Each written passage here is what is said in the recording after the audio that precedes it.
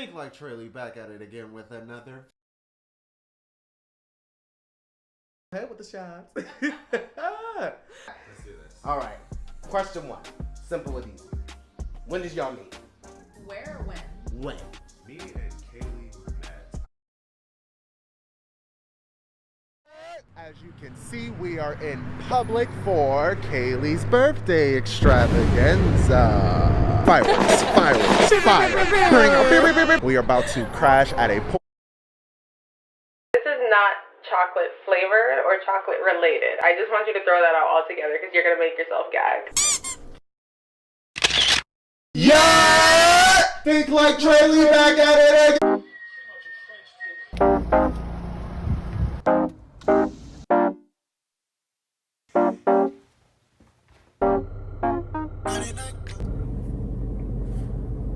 My lips are dry.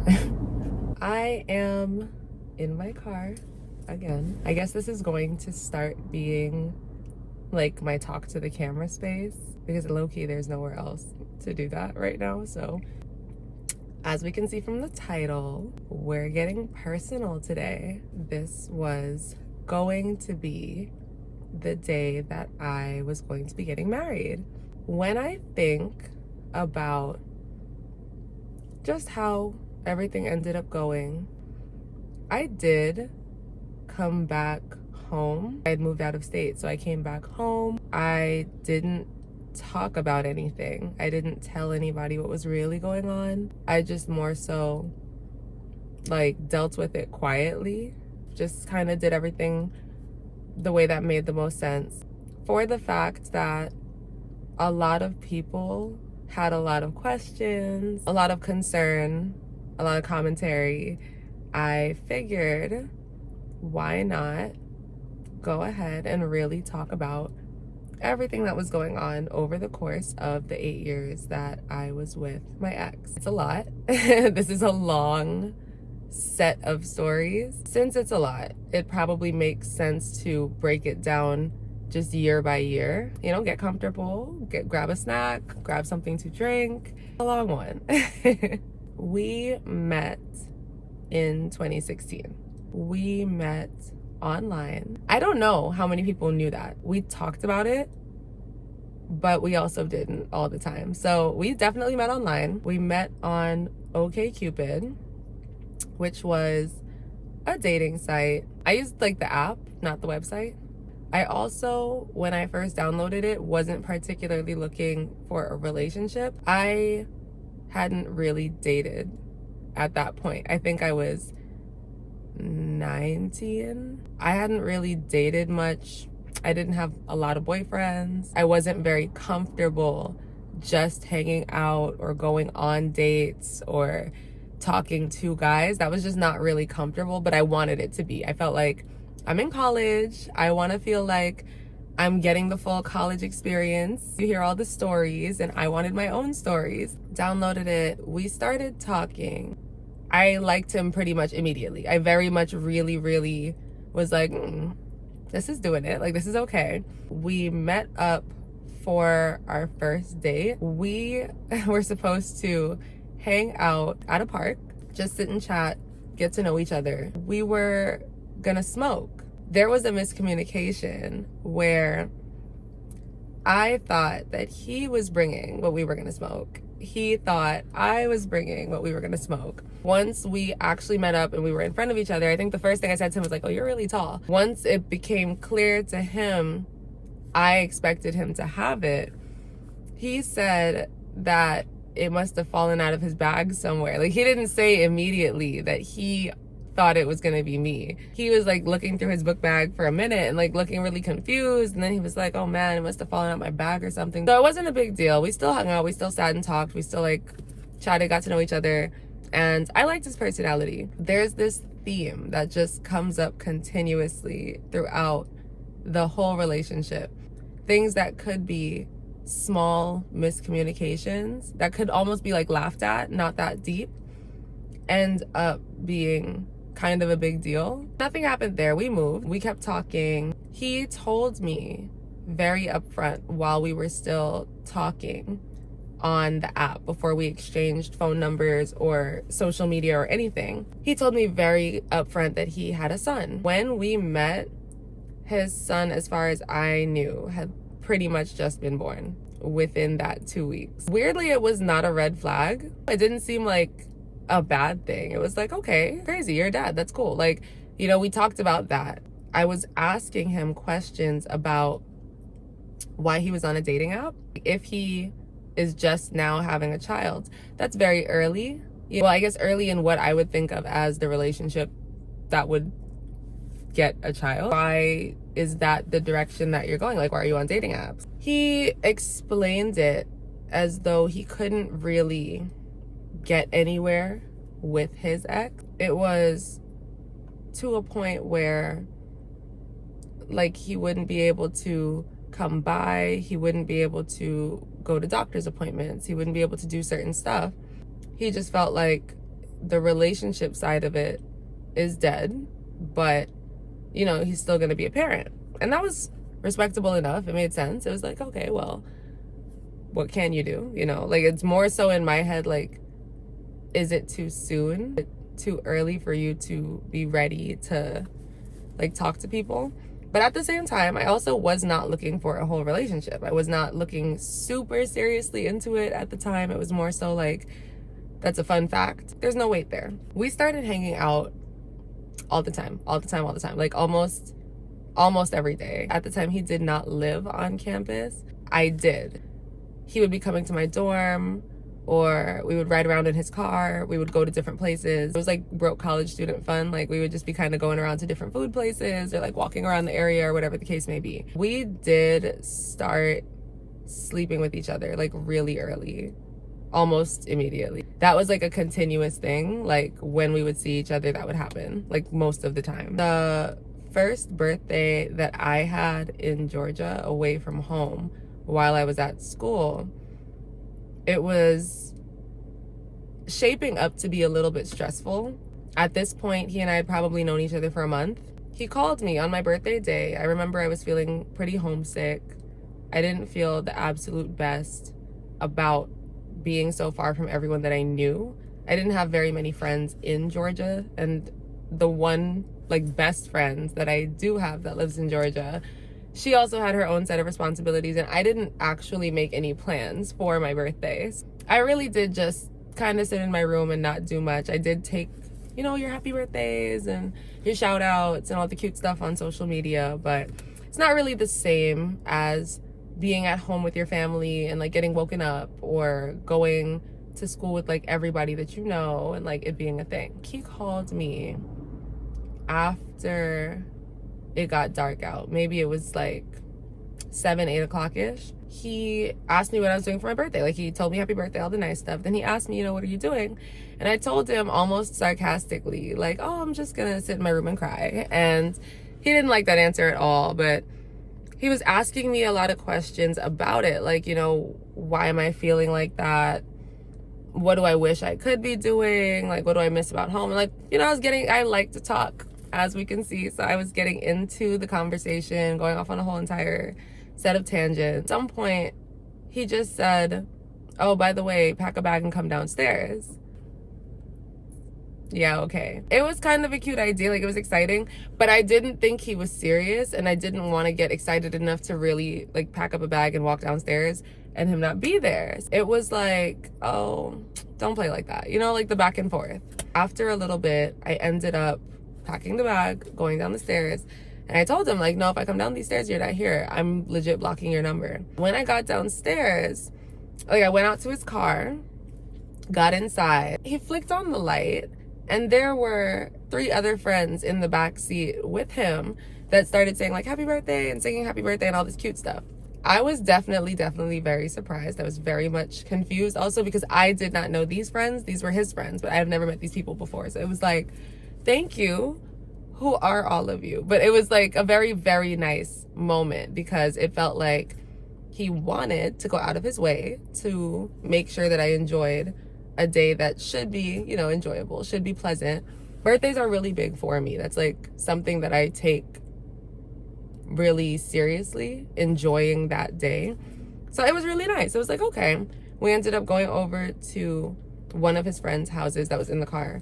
And we even further from there, like, her family were telling me happy birthday and brought out a cake and like all this stuff. It was so much. That was really nice. I was very surprised. It was still only a month of knowing each other. And from that point, it just kept growing. Like, everything happened very quickly towards the beginning, I will say. I didn't object to that at all. I was super for it. Just looking at it, it's kind of crazy. I did meet his family not too long after that. I really want to say like another month later. So at 2 months of knowing each other, I had gone with him.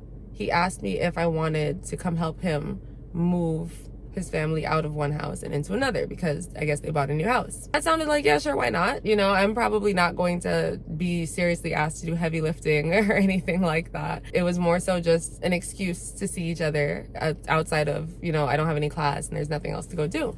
I did feel a little something, like, I don't know. That comes up a lot too.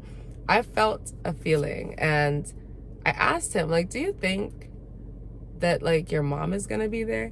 Because the way I knew the situation to be, he lived with his mom and his dad was in another state. I never really had a reason to worry that I would like accidentally meet his dad. That's different. With his mom, I kind of wanted to give it a little more time. It kind of felt like that was a little too serious. It's just funny because we absolutely were like playing as though we were dating, and it was like a fake serious. Certain things just felt a little too like, ooh, no. He said no. He was very adamant. She is not going to be there.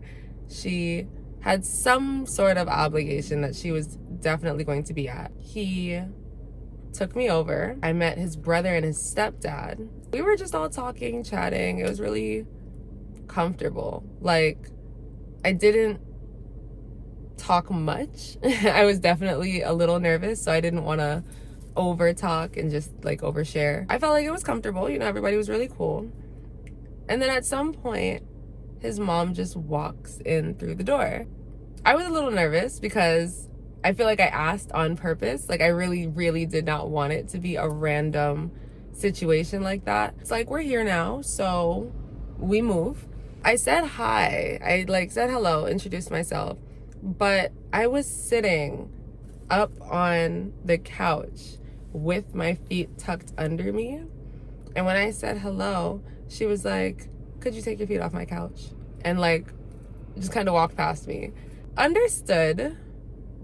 It was like awkward a little bit, but at the same time, she didn't know me at all. So it's like, you know, random person in your house, like around your stuff. Like, that's probably weird. After a little bit, I definitely looked at him like, there's no way. We just kept going. They were bringing boxes out, putting it into a truck.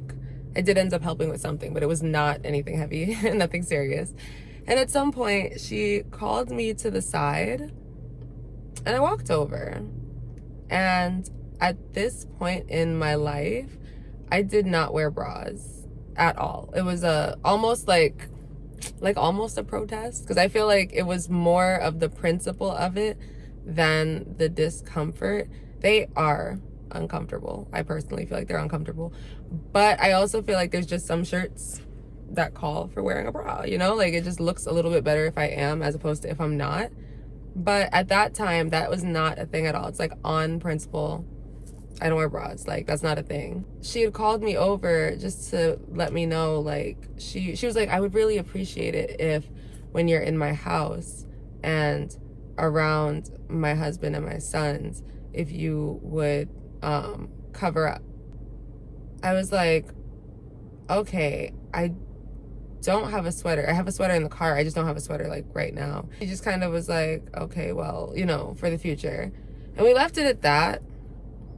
It really did boil my blood. That made me really angry, actually, because it just kind of felt like nobody was uncomfortable. Like, no one said anything. No one made it a thing.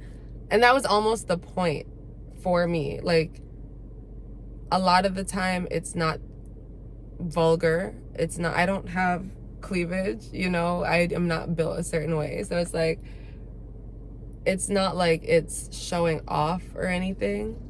It's just, I put on a shirt and I go. It shouldn't have to be more than that. And I feel like I'm used to it being a thing with men. I'm definitely used to it being a thing with men. But it's always a little bit weird when it's a woman that's the one to say that I should be in some way, you know, covering. There were a lot of parts that were just stressful. Saying I love you for the first time definitely was one of those moments. It was close to my birthday, or maybe directly after. We were in my dorm in the common area, the little living room, and we had been drinking. He wasn't much of a drinker, but we had been drinking. And I think earlier in that day, he was driving me back to my dorm. And he told me he had a dream. In the dream, he told me he loved me. So it was like one of those, like, gauge my reaction type of situations. Totally cool, whatever. I was kind of thrown a little bit because it was definitely still, like, not long, you know? It had just been like a month and some change. But I just was turning that over in my head, you know, like, oh, that's very interesting. Like, how'd you feel about that? You know, like, it was a conversation. Now we're in my dorm, we're drinking, and he said it directly to me. And I told him, no, you don't. You don't really know me. We don't know each other. So what do you even mean when you say that? And he felt like he really wanted to prove it. He wanted to make sure that I knew he's not lying. He called his dad first. He was like, hey, Dad, there's this girl, and I love her, and something. Like, you know, he went on like some very dramatic little rant, and it was like, oh, okay, no, we don't have to do this. It was funny. It was like, you know, it wasn't an actual, I'm uncomfortable. It was like, wow. He went and called his mom and did the same thing. They were chuckling, like, I think she asked him, like, are you drunk? Like, there was this girl that he was talking to at the same time. He was gonna call her. Once the phone started ringing, I snatched the phone out of his hand. I was like, no, like, that's okay. I told him I love him too. That became a thing. Like, now we're saying that to each other, and it's like this dynamic. We decided to throw a party. This is probably close to Halloween. We decided, let's throw a kickback, have everybody pop over. We'll get drinks, we'll make jungle juice, like, have music, make it a thing. I ended up planning with one of his friends, and it was the girl that was in the car for my birthday. When we went to, like, the family's house, it was her family's house. She had a car, so she was the main one, like, helping us plan, because he also had a car. But if he couldn't get to me and do something, like, she would come and do it with me. We were chatting. Every now and again, she would check in on how things are going, and she'd just be like, you know, is he being good? Like, you know, how are things going? I felt like we were friends. Like, I felt comfortable talking to her. We ended up having to go get the fruits and the candy and everything to make the jungle juice. If you make jungle juice, you already know. We were trying to do it right. We're in the car, we're chatting, and she asked me, how deep is it? Like, what do you guys get into? Is it a relationship? Like, what's going on? And I was like, well, we have not had any conversation about being in a relationship. That's not my man. That's not what's going on. But, and it's like right when I said, but, he started calling me. So I was like, wait, hold on. Because I knew, like, the perfect example. So he answered. We were chatting. It was all this baby, whatever. And then once we were hanging up, I was like, I love you. And he was like, I love you too. And then hung up. And I was like, so that's what I mean. Because that's exactly what I was talking about. Like, we didn't talk about anything relationship-wise. We didn't have that sort of discussion. But we did have, like, talks about feelings and, like, how we feel about each other and all that, whatever. So, and we're, like, saying I love you and stuff. So it was kind of like, I don't know what to call what's going on, but that's what's going on. And when I looked over at her, she just looked so stone-faced, very cold, like, very upset, so upset. And then she changed the music that was playing to play Stone Cold by Demi Lovato, but she put it on repeat and, like, turned it up really high and just started singing it with passion. And it was a very weirdly passive aggressive moment. Like, okay, are we not that kind of cool? Because that's definitely the type of girl talk we were about to get into. Like, I was very confused. I don't know, clearly that upset her. Like, okay. So we kind of rode quietly for the rest of the way back to his uncle's apartment, because that's where we were going to be having the kickback. And once we got there, she parked the car and then just hopped out so fast. Like, he came around to come say hi, and she just hopped out and walked away from him and didn't say anything. So he looked at me like, what was that? And I looked at him like, I don't know, but I think, I think I upset her, and I'm not sure how I did. So he ended up going to try to talk to her and sort it out. I don't know what conversation they ended up having to this day. Like, every time I ever asked, he does not remember. He, honest to God, does not remember what the conversation was. He went after her. They had some conversation. When I came into the apartment, like, she stormed out, he went after her. When they both came back in, he just wasn't talking to me. Like, he was around his friends, and I didn't really know anyone like that. These are all his friends. So I don't know. He just didn't talk to me. He didn't talk to me at all. Once it was time for everyone to, like, watch movies, play games and stuff, like, I went to sit next to him, and he, like, moved away from me. And then I went to, like, lean on him, and he, like, slid out from under me and, like, went somewhere else. I kind of got the vibe, like, okay, you want to be left alone, that's fine. But it felt kind of weird, because it's like, we did throw this party together. Like, I also don't know anyone here. These are all your people. So I was just confused as to, like, what was the problem, or what was the part that I did wrong. We spent the night. So once the party was over and it's morning time, he said he would drop me back to my dorm. He drove me home. And all I remember is I came inside. I texted him and said, I had so much fun. This was a really nice little getaway. I'm glad we did this. It was nice to see all your friends in one place. I don't think any of them really were from Georgia except two of them. So it was like everybody came in town for it. It was really nice, and that doesn't happen often. So, I sent a little message. I took a nap, and I woke up, and he had texted me like a little, it wasn't a paragraph, but it was just a little blurb. And it was pretty much like, I sat and thought about it, and I realized I've lost all feelings for you, and I don't think that we need to talk anymore, and sorry for, like, the inconvenience, or something businessy like that. And I was so lost. I was truly, truly torn. Like, my heart was so, it was sick. I was very much confused. Like, obviously something to do with that conversation. Something happened, and I don't know what. So I just very much felt like I wanted more answers. He wasn't answering my phone calls. He wasn't texting me back. After a couple days of literally just messaging and calling, like, no, I would like answers. Like, I don't want to just get chopped off like that. Like, I really feel like I would like to understand what the problem was. I think I brought it down some. Like, I was definitely being very intense, very crazy. Like, honestly, I just would like to continue being friends, and I feel like this is really abrupt. So if it's not on some, like, relationship feelingsy whatever, well, I would like to do that. He ended up calling me at some point. We talked through it. He felt as though things were just moving really fast, and he wanted to, like, take his time and really think about, like, all the decisions that he's making, something of that accord. That was fine. We ended up becoming friends. We ended up being a little more, like, close and comfortable. He moved on campus.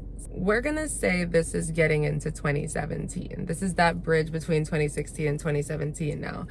Now you guys see what I mean when I say it's a long story. All of that was just one of these years. He was so adamant that he was going to move into the dorms. He talked to his mom about it. He tried to get her to agree, but she wanted more information, as, like, you would, right? He felt like if she saw the numbers, she is going to say no. If she's aware of, like, all the different things that are included that she's paying for, that he's probably not going to be making use of, or, just that. Like, she would say no. Because realistically, he's from Georgia, lives in Georgia. It doesn't make sense to stay on campus. I was staying on campus because I do not have family in Georgia. I don't really have anywhere to stay. I did try staying with my best friend, and it was really inconvenient for going back and forth to classes. It was too many of us all sharing the cars that were available, and the timing just wasn't making sense. But when I went to college in New York, I did not stay on campus because I lived in New York with my family. So it doesn't make sense to spend thousands of dollars and you don't have to. But he was very adamant. I'm not sure what conversation was had with his mom to get us here, but he got her to agree to sit and speak with someone from the financial aid office to finalize everything, I guess. I don't know. And he wanted me to be the financial aid office. Like, he pretty much called his mom and then put it on hold and then three-wayed me in and said it as though like I'm the Georgia State Financial Aid Office woman. Of course I knew this is wrong. Like, this makes no sense. This is taking so many steps. Like, this is too far. This is taking way too many steps. But really all it boiled down to was like, I very much wanted him to like me. I wanted very much for him to feel like I'm down, I'll do it for him. Like, I've never worked in the financial aid office. I don't know their script or their lingo or anything like that. I don't know those things. Like, I looked up myself the information for like how much it would be. This could go so wrong in so many different ways. Like, this has got to be some type of illegal in some shape or capacity. We did it. Like, she pretty much ended up giving him her card details over the phone.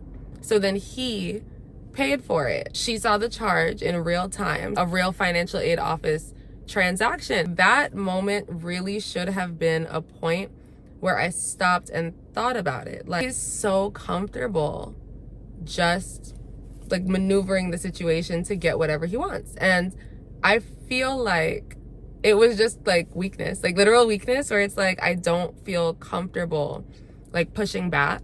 And I want him to like me, and I want to feel like I'm, you know, useful and like dependable and all that stuff. But it's like, this is not the type of stuff I want to be useful or dependable for.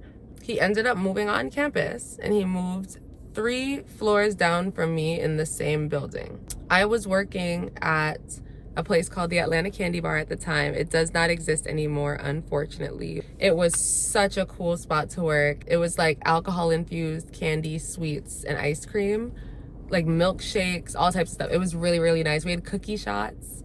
Those were so good. It was literally a chocolate chip cookie shot glass, and you can put milk in it. But if you're an adult, you can also put like Bailey's or like whatever alcohol you want in it and literally make it a shot and then eat the cookie.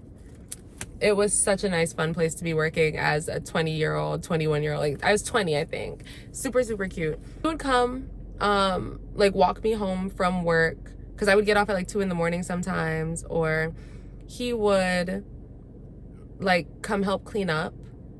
He would come in and like order stuff. He would bring people in.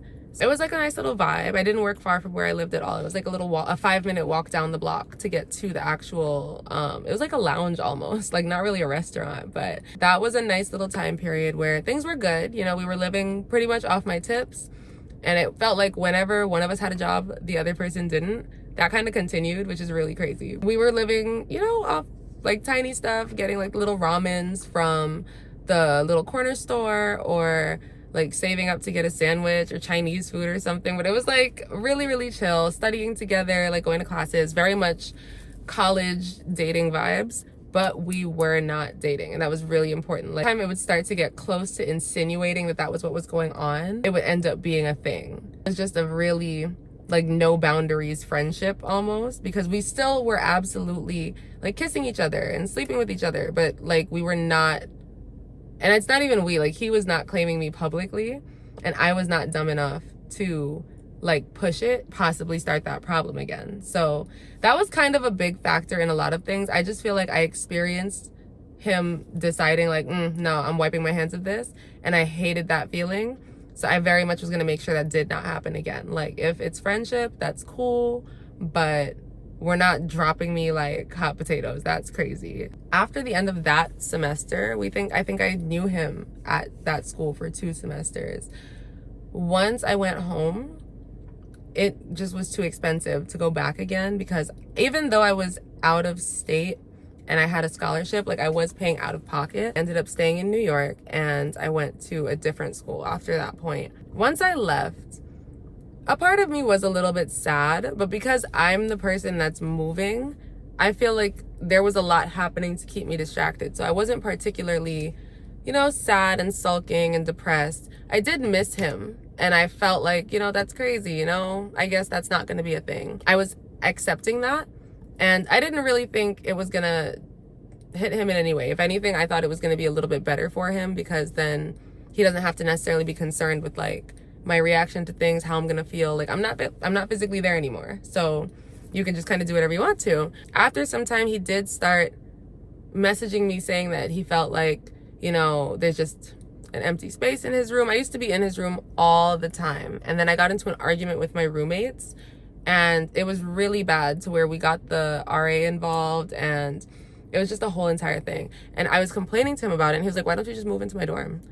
And I did. I just brought a bunch of my stuff down there. I still showered up in my dorm because his roommate did not keep a very clean bathroom, and I just was not comfortable in that bathroom. Like from that point, we pretty much always lived together. Like I think we just made it a point to try to be in the same space as much as possible.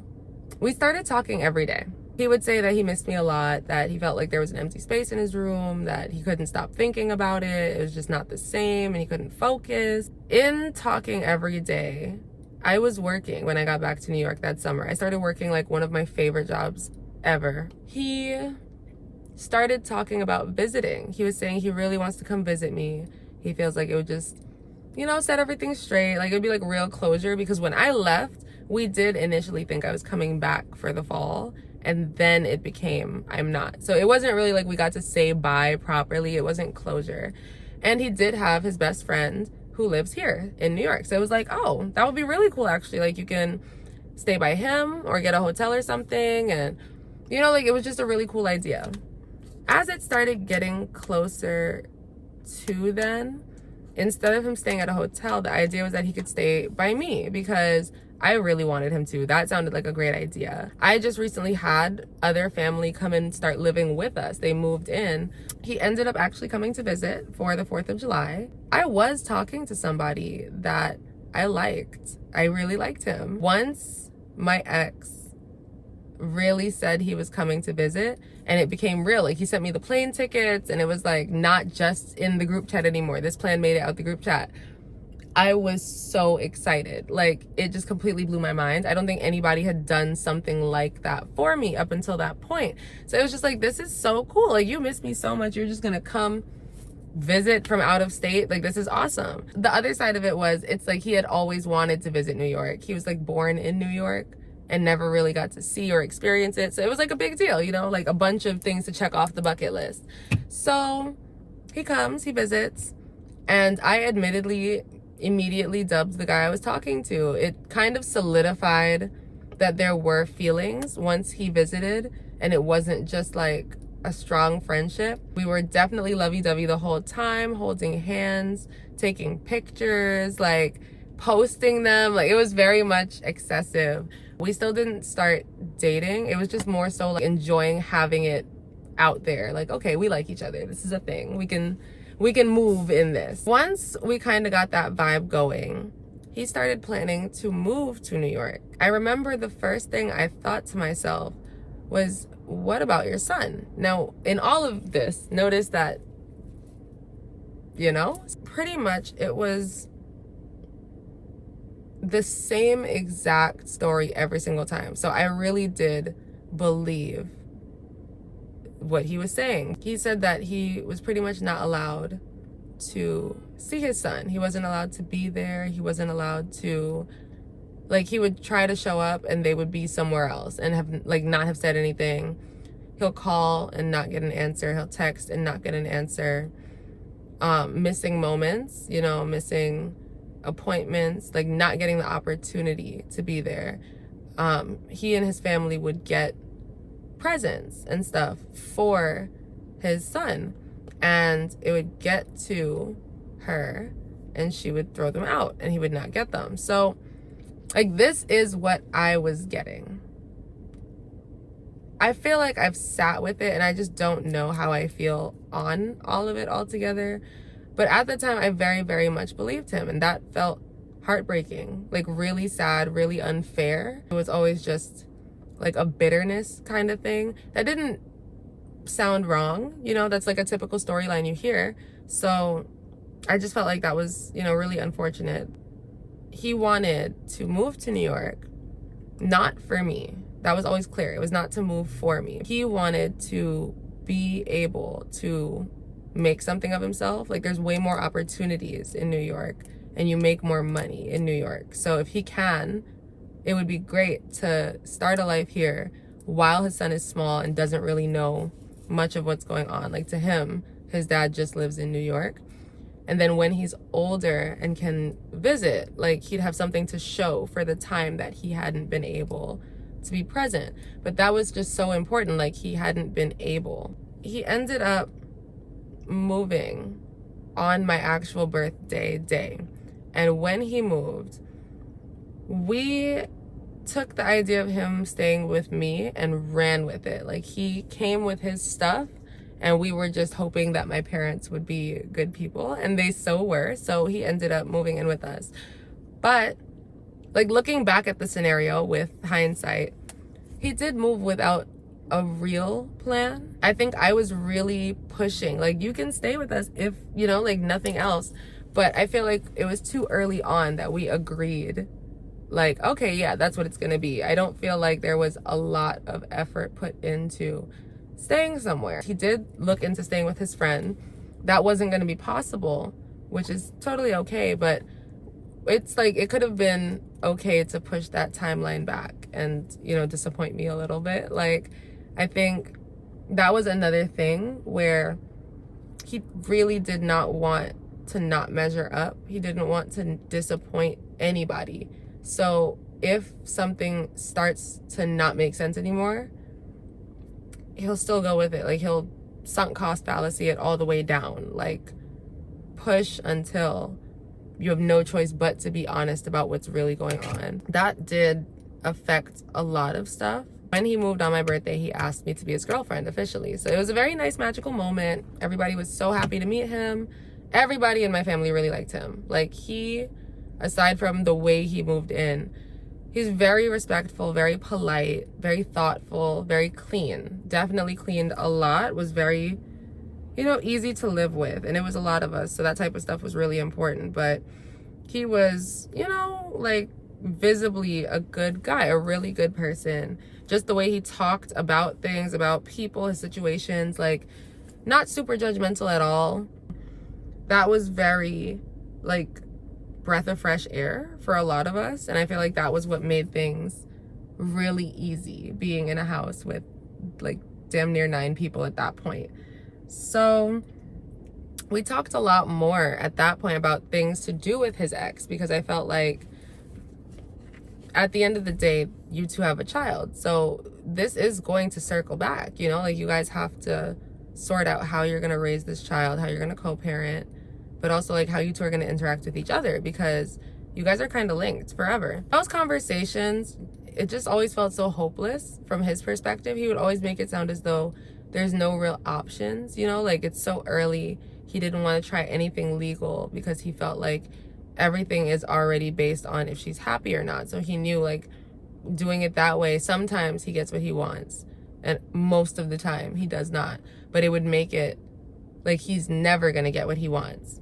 And that was understandable. You know, I feel like legally they probably would side with her because she has the more stable situation and is more prepared and has been with the child from birth. It does make sense not to go that route. For the way he would sound, it's like he would break down crying because he really tried to have a phone call and she's not answering, or like just little stuff where it felt super clear. 2018 now.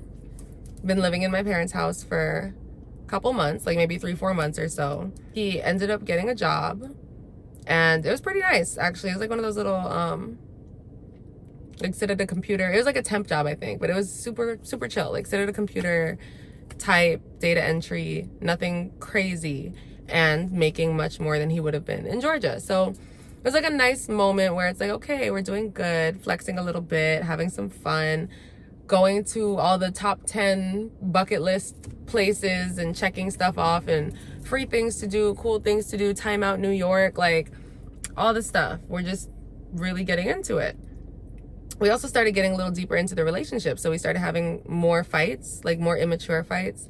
And it would just be nonsense. Like one time I got really mad at him because I had his location and I could see that he just got on the bus that would like take us from the train station back to where I live. He just got on the bus like right as I was getting off the train. And by the time I came upstairs, the bus already pulled off and I was mad he didn't wait for me, which makes no sense. Like he was not checking my location and he should not have been. And it was very weird for me to have been, but it just felt like, you don't care. Like it was so dramatic for no reason. But fights like that where I'm just popping off about the most tiny, stupid things and he's just like dealing with it. Like I will admit he was very good about that. So good about just kind of taking my crap for a really long time. And I was like just a hothead, like really angry. It was not cute, like very angry about random stuff. And he would genuinely try to like fix or change or do things. And it was like nothing was enough. He did start bonding more with my family and my friends. Like now he is a member of the household. People are asking him about his day. When I'm not present, they're having conversations. Like he's going with my younger cousin to her function or whatever. But it's like, it was more of a dynamic at this point, and it really felt like the most serious type of relationship I had ever been in. And at this point, we had only been dating for like, I want to say 5-6 months, but it started feeling a little deeper because he's physically living with us and he's like a part of the family. Friends, like he was friends with all of my friends. Everyone took to him very quickly. Everybody liked him. I think even in the breakup, like in coming home, and like I didn't say what happened, but I did say like, you know, we're not together. And collectively almost, it was like, you're joking. Like it was like a joke because they all really took to him very quickly. We talked more about his son. At this point, I was really concerned about how often he was going to be going back. Like, are you going to be flying back and forth, taking the bus back and forth? Like, what's the schedule? You know, do you send money like monthly, weekly? Like what do you do? I don't know how this works. I'm not a parent, but it's like, how do you do all these things? And I feel like there was a very long chunk of time where it's like he had the want, but didn't really know how to organize time, money, and just like making it make sense to be present. I was really worried that he was gonna start looking like he just checked out. I really didn't want to be attached to that. I did not want to be seen as a reason why he can't be around his son, because I feel like what I was getting was kind of like a polar opposite of that. So I just wanted him to be doing his due diligence and like keep trying publicly, like keep pushing, keep doing whatever it is you're doing, keep getting told no, keep getting ignored, but like keep doing it so that way it's very visible that you're trying, because the moment you're not trying, you look like you don't care, and that just can't be the case. I feel like we had a lot of conversations about that. He ended up going for his birthday, and it would have been his second birthday.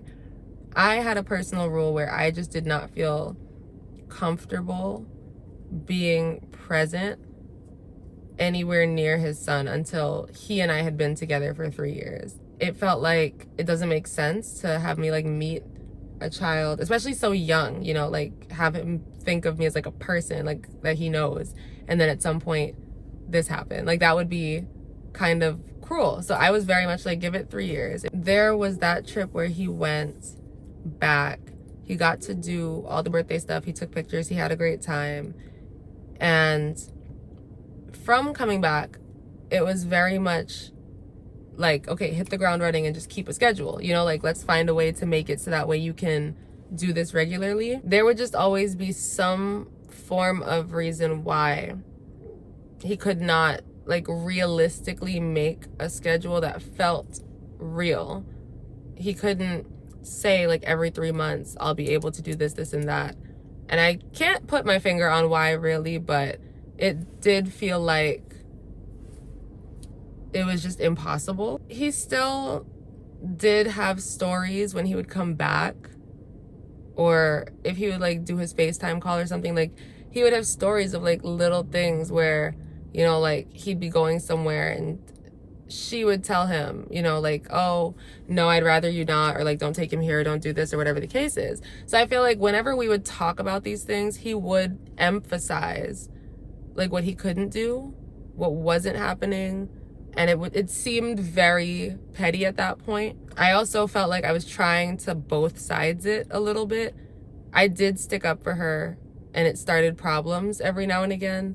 I felt like, you know, what did you do that you guys broke up? Like, what was the scenario that caused you guys to break up? Like, did you do something? Because it just feels like this wouldn't be for no reason. Like, this is not bitterness. That doesn't make sense. It wasn't clicking, you know, in my head. Like, he had said before that he felt trapped, and he felt like she was aware that, you know, he did not necessarily think it was the smartest idea to have a child in their situation, and she just felt as though it would keep them together. Like, him expressing that, I felt like it is an unfortunate situation, but it also just, like, it didn't sound like it made sense. And I feel like he would try to make it sound heavily like she just didn't make sense, you know, like, this is what it is and it doesn't make sense.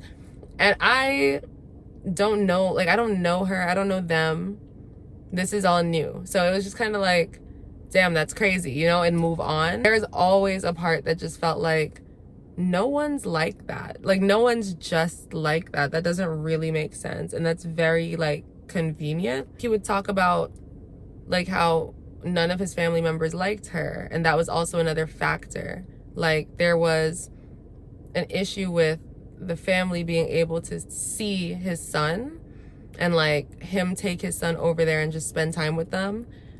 And I always said, I feel like if you're saying that nobody likes her and they've, like, made that clear, like, his whole entire family is very vocal. Very vocal. They speak their minds. They're not rude. They're not nasty. They just are very direct, like, very playful, make a lot of jokes, you know, poke at each other. But it's like family poke at each other. So it's like, if they're like that and they don't like her, she's probably aware of how they are towards her. And if that's the case, I would not be sending my child somewhere that I can't go and feel comfortable. And especially if I can't be there. That made sense to me. And that was always an argument. It would always be like, I'm taking her side, or I agree with keeping a child from their dad. And it's like, that's never what I was trying to say. But I just ended up not arguing anymore, which I feel like is the point, you know? Like, I just wouldn't bring up that perspective anymore because it just felt like, okay, maybe you already know that and just don't care. Throughout the entirety of our relationship, we did, like, a lot of drugs. I feel like that shaped things as well. There was a lot of mind bending and, like, lots of playing with concepts and, like, situations where you really have to sit and think, like, morally or based off principle, or, you know, like, what do you feel, what do you believe for real? I feel like a lot of the time it distorted, like, decision making. Definitely stunted, like, progress and growth for us. Like, it was fun, we were having fun, we were, like, you know, young and enjoying ourselves and just doing whatever. But at the same time, like, the way that things were excessive, it just felt like that contributed to a lot of how things went, because there's many times in just sitting and like mapping out, you know, like year by year for the video, like everything that happened, and just sitting back and looking at it and looking at the blurbs of things that I wrote down. It's like, how did a lot of this happen? And I just think a lot of it was like, things feel good and comfortable and this is what we're used to, so we don't want to have to make changes or adjust or do things differently. And I think that led to some of the more like problematic decisions that were made. But there was the first time we broke up, and we were 11 months in. We had been having arguments back and forth because I felt like, you know, ambition, drive, all of those sorts of things, he was just very comfortable and happy and like cool with what was going on, and I kind of wanted to see more. So I would push. I would ask him like, you know, what's on the schedule for today, or like, you know, what'd you get done today when we get back home, or if he'd be doing something like playing a game or watching a video, watching sports, it'd be like, oh, but you don't want to like read a book or check your planner or something. I was very much like nagging. But then on the flip side, it's like he was very like just not there. He just wasn't present, and it felt like, I felt like there was something happening, like he was talking to somebody or something was going on. That's the first thing I jumped to. And he ended up telling me that this girl best friend of his was gonna be in New York with like a dance group of hers. She wanted to hang out. I knew from when we were friends, when we weren't dating, that he had such a huge crush on her, like the biggest crush on her. Like, felt like that was just a missed connection because they were never like in the same state at the same time to really like get to know each other and talk properly. They went to school for a little bit before he changed schools. I knew exactly like what the timing was, but he was very much making it sound like, you know, a friend is in town, I want to support, I want to see her. He went, spent time with her. They took cute selfies together. And once like they were done hanging out and he dropped her back to the train station and he was on his way back to the house, he had like taken a video of the train station, like walking past it or something. It was talking about like how he missed her already, and like it was a little romantic to where it was kind of like, that's a little crazy. Now, at this point, I think I had already moved out of my parents' house. I moved into an apartment in Brooklyn and he was still staying in my parents' house. When that happened, I think he told my roommate what was going on in his head, like his feelings and everything for the friend. And she told him, like, no, you got to tell her. Like, there's no way that you're just going to pretend, you know, that's not a thing. So he told me about it and told me, like, he had feelings for her. That definitely hurt. I felt that one. My attitude with that sort of thing has always been the same. Like, if you feel that sort of way about someone, tell them. They have the same feelings. If they feel the same way, then by all means, you two have each other and do your thing. Like, I'm gonna exit my way out. If they don't, like, we have a lot of conversations to have, because it also can't just go back to normal. Like, how did you get to a position where you would catch feelings for another person while you're in a relationship? That was like the beginning of the end, because we didn't break up in that moment. Like, he ended up telling her, put the phone on speakerphone so I could hear. So he called her, told her everything. And he was just so nervous. Like, if a schoolboy, like, telling his crush he likes her for real. And that hurt too, because it's like, damn, you're really nervous. Like, you're hoping she likes you too. That's kind of crazy. First thing out of her mouth was, does your girlfriend know about this? So I've like respected her immediately, just because it's like, that was how she handled that. Like, you know that he's in a relationship and it's not her responsibility at all to be checking him or anything. But just the fact that that was where her mind went first, like, whoa, what happened to your girlfriend? Like, I very much think that's respectable. Once we ended up living together, I always told him, like, no, she's welcome to visit. I have no problem with it. She seemed like, and she didn't have the same feelings. She was just kind of like, you know, I've always seen you as a friend. I don't really see anything further than that. It was like weird for a little bit after that, because I just felt like do you want to be here, or are you just here because it's comfortable? A couple months after that, he did end up breaking up with me. I was at work and we were arguing through text, and I said, well, are you breaking up with me or what? Because I'm not arguing about this anymore. And he was like, you know what? Yeah. And like, he was at my apartment at the time, so he stayed until I got off of work. And then once I got home, we really talked about it and like actual broke up.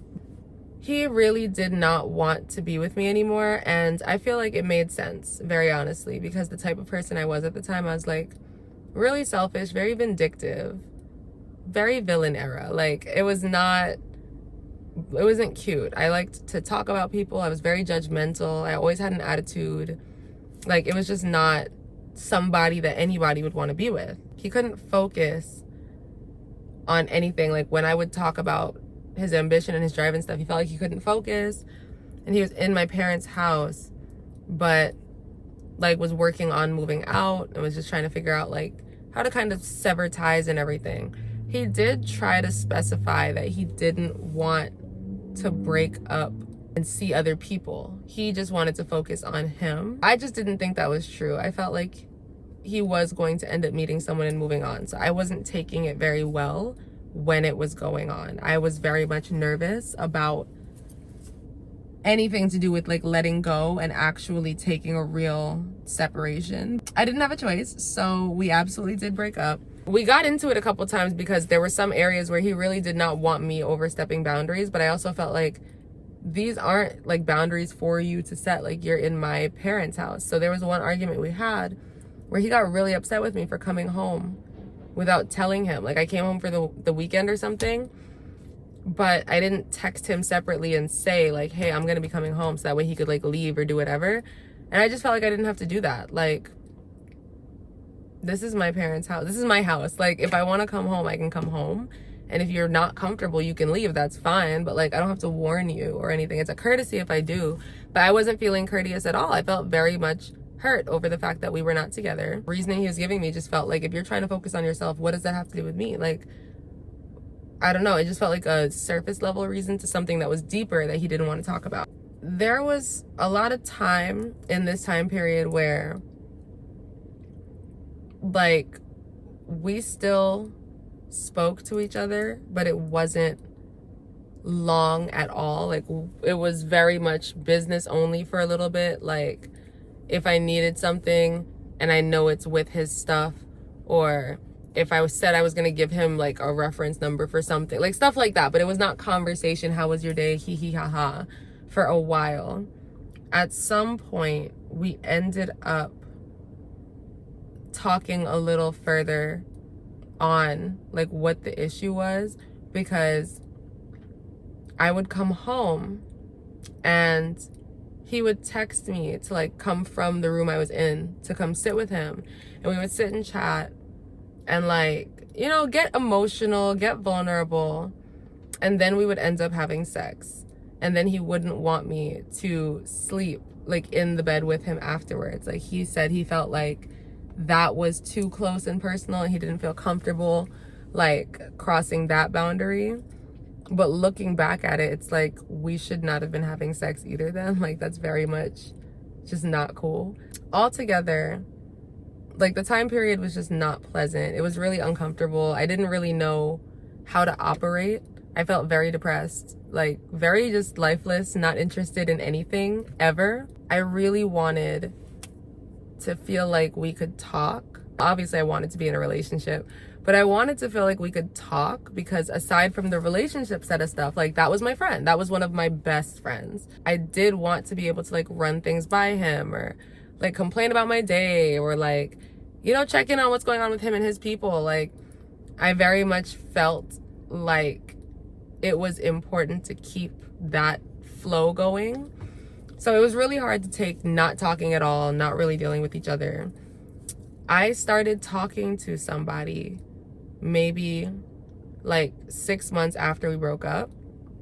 It did take me a minute just because I was like not interested in anybody that was not him. There was a guy and I really liked him. I really, really liked him. I was like, yeah, I could do this. I'm okay. And I felt like I was moving on and I was getting comfortable. And he saw that and immediately immediately was sick. I think we like rolled a joint together, me and my ex, at his apartment at the time. He ended up moving out of my parents' house in with his friends. And I took a picture of it and sent it to the guy that I was talking to that I liked, because he and I would smoke together sometimes. And I was like thinking of you. And he looked in my phone and saw it and crashed out and was so hurt. Like, this is something that we're sharing, that we're doing together, and so and so and so. And it just felt very surprising, because it's like, I just thought that, you know, we're doing whatever it is we're doing here, but you're talking to somebody, you're sleeping with somebody, like I'm talking to somebody. So, you know, like, just, I didn't think that it was serious in any way between him and I, because he made it very clear, like, if I would try to bring up anything emotional or try to talk about anything to do with us, he would shut the conversation down and not respond for the rest of the day. It just very much felt like it was not what he wanted. But once I realized, like, okay, so there is still some emotion, there's still some push there, I didn't want to play with him or the guy I was talking to. So it's like, I immediately cut the guy off, and he and I started talking again. Like, he and I decided to give it another go around. This time around, we started being a little more serious, a little more mature. I feel like the second time we started dating was a little more like with a purpose. I talked to his family a lot more. When he would be on the phone, like, I would jump in. I started visiting sometimes to go with him. I did go for one of his son's birthday parties. I visited in the summer, I think it was, because he ended up having to move back right after we started being good again and everything was cool. He lost his job and it got really expensive really fast. He already moved out and he couldn't move back in with my family, so he had to move back home. I came, we stayed at an Airbnb not too far from where his son was living. I asked him like so many times, are you sure it's okay? Like, he asked me if I wanted to go and I said yeah. It had been like a good I think at this point we knew each other for like 3-4 years, so it's like, that's fine, like, but is it okay? You know, is it gonna be weird? I don't want to make anyone else uncomfortable. Like, this is y'all's thing. And he said, like, yeah, it's totally fine. I was like, did you actually ask his mother, or are you just saying it's fine and you're gonna bring me? He's like, no, I asked her. I was like, what did she say? And she said, sure, why not? And the way that he had always shown me the text, like, she is very like, yeah, totally. Like, she's real chill, real chill. She's not like, you know? So I thought that was real. Like, that's what she said. Something in me was like, I'm gonna look at his phone. I looked, he was asleep. I looked at his phone and looked at the conversation to see if he asked her. And he did ask her, like, hey, is it cool if I bring Ceilidh? And she said, why does she have to come? That's not sure why not. Like, that's so not the same thing. So I started feeling really panicked because I felt like, you know, like, does she know I'm actually coming? But as I looked through the rest of the conversation, like, yeah, she knew, but it was an argument between them. I said it wasn't that serious, you know, like, it just felt like I said I don't have to. It's not like we don't have to make a point or anything. Like, it's fine. So I was already upset, but then I had scrolled up further. Maybe like the week prior to that, like, he had arranged to go over there to like hang out, watch his son. Like he brought a bottle with him and they were talking about it. Like, they were gonna drink and sip and whatever. And I did not like that one bit. Like, I was very much like, why? I think I left a note there and just went and took a walk because I didn't want him to come after me, but I also am not from Georgia and I knew he was immediately gonna be like, where did you go? I left a note saying like, okay, so I looked and saw this, really did not like that. I was deciding if I even still wanted to go because it's like, to me, it just felt like she doesn't want me to go. She's immediately gonna be uncomfortable. Like, this is gonna cause a problem. A kid's birthday, like, there's a kid involved. This has nothing to do with like the dynamics between all of us. Like, that's just such a weird vibe to bring. Even if he's small and won't remember, that's just weird. And it was like, I really did not want to do that. He did end up coming to find me and talking me down and saying pretty much like, if I'm gonna be in his life, like this is a dynamic that needs to start being respected. So like however it needs to happen, he does want me to go, and he does want to start making it a thing. I felt kind of like, I don't really want you to use me to not flex, but like I just don't want to be what's pushing an agenda. It ended up just getting like moved past. I never really did feel like that was resolved. Like he did say they didn't end up drinking. I just don't think that was the point. Didn't feel like the intention was to go and watch your son, and it was like to go late at night. Like that just didn't make any sense in my head. That's one like situation. In talking to his family more about his relationship with his ex, because he always made it sound like they did not like her, they all had their ways of affirming that very confidently. I just feel like it's weird to sit and bad talk like anyone, but then like it's his kid's mom. Like that's, you know, there's like a line somewhere. I always wanted to bridge the gap, and I feel like I got made fun of a lot for that, because it's like, oh, you're trying to do the Lord's work. In my head, like my family is like that. My dad married twice. Our families have always been able to get along really well, and every time I've ever gone to Trinidad, like I stay by them. I don't stay in a hotel. Like anytime they come here, they can stay by us. Like it's never been like weird and bitter, because at the end of the day, it's about the kids. It's about the kids, and you're making people. So, you know, now that the people are present and here, it's time to just get along. So I feel like I always was trying to like just insert tiny little ideas like, oh, what if we invited her to this sort of thing? Or like, what if we did all of this, like did this with all of the kids, so that way there'd be like a reason to invite like him over. And like, you know, I was always trying, but after a while I did feel like I was kind of pushing an agenda, so I left it alone, because I didn't feel like it was my business. Like I really did not ever want to be seen as meddling like in business that's not mine. I feel like it's a sensitive subject, like it's a child involved, so I never wanted to be like, I just didn't want to be weird. I just feel like there's a lot of times where it ended up being weird. It was just very unfortunate. While we dated, there were a lot of times where I can see, like I got called selfish a lot, but there were definitely selfish moments on his part. Like there was a really, really cold winter we had once, because it gets cold here. We still were on a weird, he had moved out of my parents' house already. I think I was home for the weekend.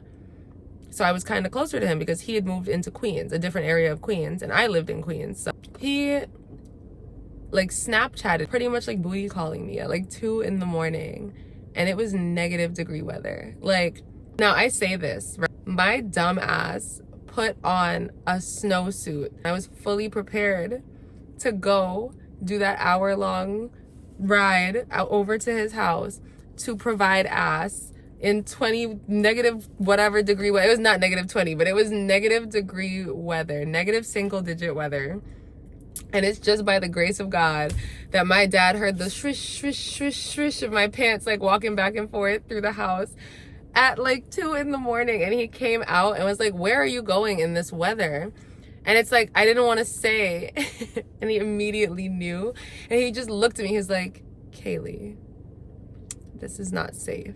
This is not smart. Like, it was one of those, like, I should not have to tell my daughter this, bro. I'm so sure he was looking at me crazy, but I was really gonna go. Like, there's so many times where it's like, you know, I have free will, obviously, but you know how bad I want to spend time and get attention and feel seen and feel like you care.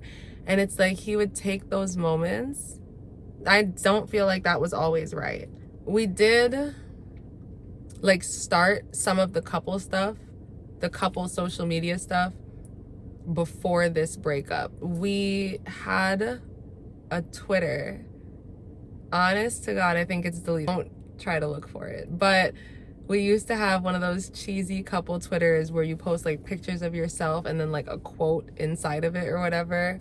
It didn't go anywhere. Nobody was retweeting that. We had like an Instagram. That is deactivated. Like that was kind of the beginnings of the TLT season. We'll just keep it abbreviated. That season, it kind of was like the beginnings of it. It wasn't the YouTube channel and like the reels and TikToks and stuff yet. We kind of like bounced back. He was getting comfortable like doing the long distance but healthy. We knew that the plan was for him to come back to New York. And it's like we took that and ran with it. Like he was working his job, saving his money. I was working my job, saving my money. We were on the phone like all day and night, every single day and night. We did have arguments here and there, as does happen, but this was the pandemic timing. So it's like there was nothing to do, really. Like he moved back home, and I think he had planned to move back within a year. And once it started getting to the 6-month time period, that was when it was like, you know, let's start focusing in. And then the pandemic happened in March. It started in March. I lost my job. Georgia never shut down, but I started working pharmacy because the pharmacy was open. Once everything shut down for us, and they were saying like people who are coming into the state have to quarantine for 2 weeks somewhere before they can, you know, like properly come to wherever they're supposed to be going. That threw a lot of wrenches in our moving plan. There's no way that you'll be able to like have a start date with a job, or like that doesn't make sense. Planning that is too difficult, and everything was very uncertain. But we were certain like we were not going to stay long distance. So instead of him moving to New York, I then decided I was going to move to Georgia. So we started saving for that. I think I'm very diligent when it comes to numbers, planning, and budgeting. I do have a tendency to forget things. So I'll have like what I think is an airtight plan, but the detail I forgot is like the limiting factor. This time around, I think we did really good. We picked a few places from a range of prices, looked at different neighborhoods, looked at reviews and ratings, and then it's like I would do the budget and he would do the on the ground work, like physically going, seeing the places, talking to the people, exchanging emails. I also kind of wanted like a man of the house kind of vibe. I really wanted that dynamic where he is leading and taking control of situations and the person speaking for both of us. Like I really wanted that. I liked what I was seeing. I was very much like, this is it. Like I'm gonna move out, I'm gonna start a new life, like we're gonna live together, we're gonna have our own place. Like I've never done that with anyone I've ever dated. It's never been that level of serious. Before we left, like there were issues with him every now and again, judgment wise, but money was not really something that I focused in on as a problem, because I feel like while he was working in New York, his jobs were really good, and it's like he's making so much that even if you're spending kind of frivolously, like you're making enough to do that. So there was no struggle. Like, you know, there's times where you overspend a little bit and it's like, oh yikes, how am I gonna do this? But it really didn't start until he actually lost his job. And that was super understandable. Of course, you're not gonna have rent if you've lost your job. Before we left, we agreed we were gonna take my 2 younger cousins out. One is like 14 and one is 17, pretty much. We went to this place in the city called The View. It's one of those rotating restaurants that's really, really high up. So you get like a gorgeous view of the entire city. It was a beautiful experience. He had taken me there for a special occasion. It's just so beautiful. I was blown away. Like it went perfect. We went for the brunch and it was like bottomless mimosas and all you can eat, and it was just a really cool setup. We came for the dinner this time because I was saying I don't really like breakfast food like that, so it would be really nice to go for a dinner, and he was like, I'm gonna arrange it, and did. And we got there and the girls were so impressed, and we took videos, pictures, ate deliciously, like everything was wonderful. And then the bill came and he went to pay it, and he leaned over and whispered to me like, I don't have it. And he looked truly panicked. Like it was not planned. I don't believe it was planned. I don't think it was like a haha, you know? He really did look afraid, like what happens in this scenario. So I had it. Like I covered the rest. I don't think I paid the entire bill, but I covered the rest, and it was like, no, it's okay. I do think that was the beginning of a dynamic where things would happen and he would try to exhaust resources before coming to me, but he would end up coming to me if something's like really, really wrong. If he needs like gas and the car is about to stop, if something is wrong, I'm not gonna let him suffer. That was never gonna happen. So I'd find a way. Like either if I can't do it, somebody's going to. Somebody's gonna do it for me, for him. That was like right before the move to Georgia. He came. He drove up to get me in his car. He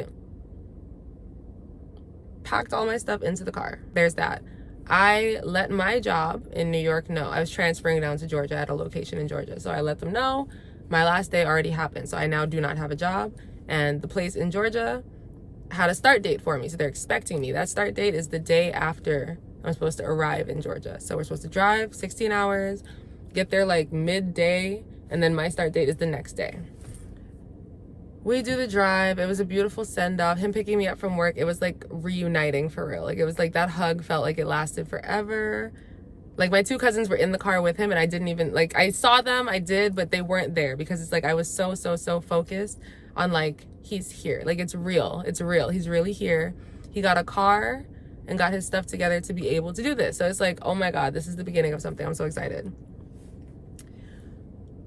Drive all the way down, and we stop at this gas station, like right at the top of Georgia. So we just got in, and I was asleep. Like, I think I had fallen asleep at some ungodly hour of the night. So now it's morning time, and he lightly wakes me up and lets me know he does not have the money for us to move in.